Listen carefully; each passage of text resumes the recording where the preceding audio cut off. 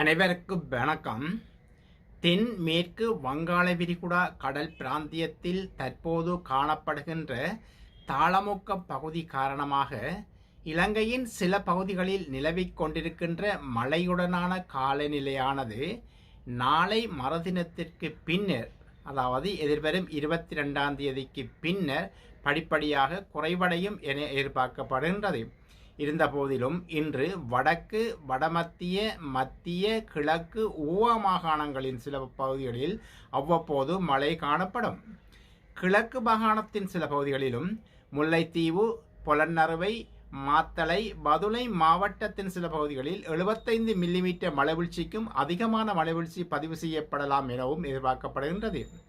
அம்பாந்தோட்டை மாவட்டத்தின் சில பகுதிகளில் இடையிடையே சிறிதளவான மழை காணப்படும். நாட்டின் ஏனைய பிரதேசங்களில் பிற்பகல் 1 மணிக்கு பின்னர் மழை அல்லது இடியுடன் கூடிய மழை காணப்படும்.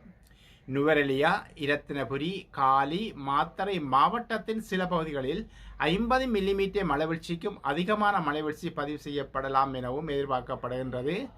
மத்திய மறை பிரதேசம் மற்றும் சப்ரகமுவ மாகாணத்தின் சில பகுதிகளிலும், காலி, மாத்தறை மாவட்டத்தின் சில பகுதிகளிலும் அதிகாலை வேளைகளில் பனிமூட்டம் காணப்படும். இந்த இடியுடன் கூடிய மழை காணப்படும் சந்தர்ப்பங்களில் காற்றும் பலமானதாக வீசும். எனவே பொதுமக்கள் இந்த இடி மின்னல் தாக்கத்திலிருந்து ஏற்படும் சேதங்களை குறைத்துக் கொள்ளும் பொருட்டு தேவையான முன்னெச்சரிக்கை நடவடிக்கை மேற்கொள்ளுமாறும் கேட்டுக்கொள்ளப்படுகின்றார்கள்.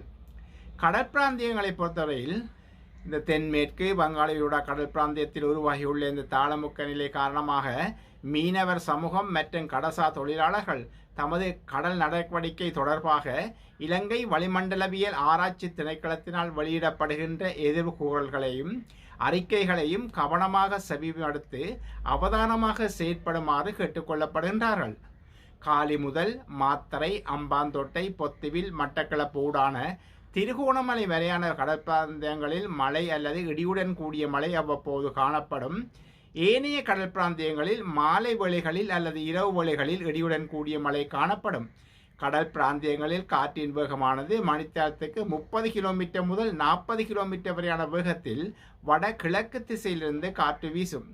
இந்த காற்றின் வேகமானது சில சந்தர்ப்பங்களில் கொழும்பு முதல் புத்தளம், மன்னார் ஊடான காங்கேசன்துறை வரையான கடற்பிராந்தியம் மற்றும் மாத்தறை முதல் அம்பாந்தோட்டை வரையான கடற்பிராந்தியங்களில் மணித்தியாலத்துக்கு 50 கிலோமீட்டர் வரை அதிகரித்து வீசக்கூடும். கொழும்பு முதல் புத்தளம், மன்னார் ஊடான காங்கேசன்துறை வரையான கடற்பிராந்தியம் மற்றும் மாத்தறை முதல் அம்பாந்தோட்டை வரையான கடற்பிராந்தியங்கள் கொந்தளிப்பாக காணப்படலாம். ஏனைய கடற்பிராந்தியங்கள் மிதமான கொந்தளிப்பாக காணப்படும். கடல் பிராந்தியங்களில் இடியுடன் கூடிய மழை காணப்படும் சந்தர்ப்பங்களில் அந்த கடற்பிராந்தியங்கள் மிகவும் கொந்தளிப்பாக காணப்படுவதுடன் சற்று பலமான காற்றும் வீசக்கூடும். அத்துடன் நேற்றைய தினம் இலங்கையில் பதிவு செய்யப்படவிட்ட அதிகூடிய மழை வீழ்ச்சிகளில் நேற்றைய தினம் அதிகூடிய மழை வீழ்ச்சியாக அம்பாறை மாவட்டம் பாணமை பிரதேசத்தில் 120 மில்லிமீட்டர் மழை வீழ்ச்சியும், அதிகூடிய வெப்பநிலையாக கட்டுநாயக்கா பிரதேசத்தில் 33.7 பாகை செல்சியஸ் வெப்பநிலையும், அதி குறைந்த வெப்பநிலையாக நுவரெலியா பிரதேசத்தில் 14.1 பாகை செல்சியஸ் வெப்பநிலையும் பதிவு செய்திருப்பது குறிப்பிடத்தக்கது. நன்றி.